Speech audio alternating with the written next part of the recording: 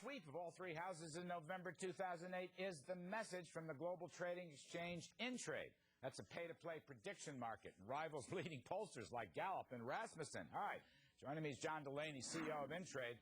I don't know, we may or may not get to our investors because of the Minneapolis report. Anyway, Mr. Delaney, welcome to the program. Can I just start, before I get to politics, one thing interests me. You have a contract on U.S. recession. Only 7.1, that's the bid. I regard these as probabilities, so I look at them like a poll in percentage terms. But that's pretty low. Only 7% betting on an American recession. Is there much trading volume in that contract? Good evening from London. Not so much trading volume in that yet. I think the last print may have been a little bit higher than the 7.1 print. It may have printed at around 10% last time. But it's still a very low probability. All right, let's go to the meat and potatoes here, big election season. You're showing an absolute Democratic sweep when it comes to next year's election. In fact, let me read this. I'm going to do it.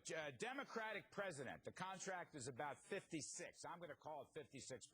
But the bid is 56, 55.8. I looked before the program started. All right. Republican take the presidency, 39.6. Call it 40. And then it gets worse.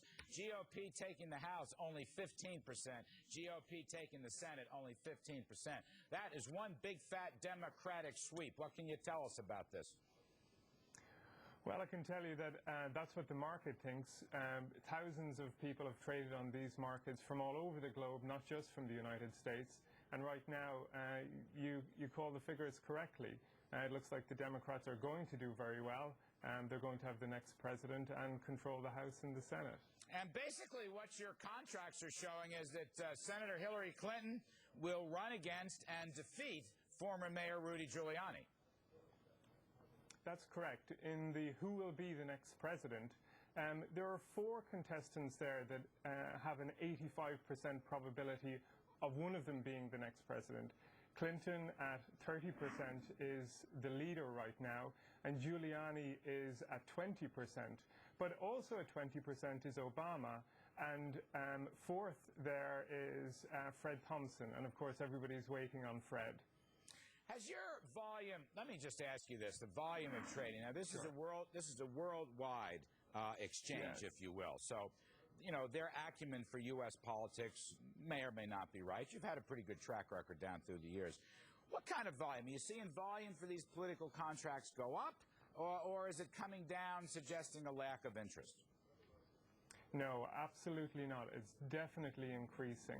And, you know, you talk about the accuracy of them. I think some folks from maybe an old alma mater of your own have studied these markets, and they've seen that they tend to be more accurate than opinion polls and even some pundits. What happened, you know, I'll never forget this, on the afternoon of the election in 2004. Some early exit polls came out that were highly unreliable, but all of a sudden the Intrade numbers swung. They had given it to Bush, and they swung heavily towards Kerry. What happened there? That seemed like a big mistake. How do you prevent that kind of weird action from happening? Well, markets are aggregators of all information, and certainly the market did aggregate some of those opinion polls, but very quickly it corrected, and it corrected the winner. It corrected Bush before the leading opinion polls did, and the networks did. All right, good stuff. John Delaney, when you come to New York, give us a call. We'll have you up on the set, and we'll talk more about this. It's absolutely fascinating. Pay to play. Pay to play. I like that very much.